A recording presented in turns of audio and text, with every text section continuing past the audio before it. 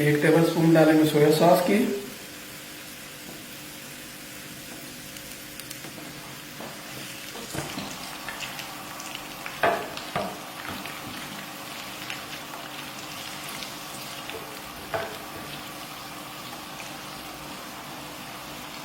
आधी चम्मच हम ओरिगेनो डाल देंगे इसके अंदर। उसके बाद हम इसमें चिकन डाल देंगे।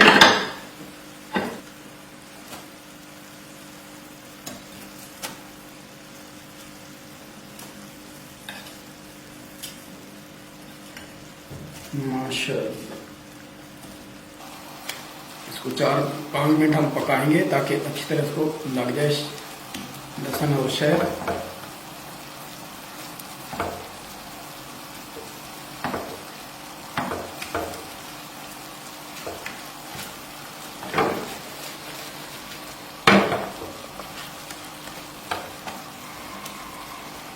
बहुत ही मज़े का ये बनता है, तो आप भी बनाएं। इंशाल्लाह कमेंट में बताना कि हमारी रेसिपी कैसी लगी है। अगर आप पसंद आए तो हमारे चैनल को सब्सक्राइब ज़रूर करना।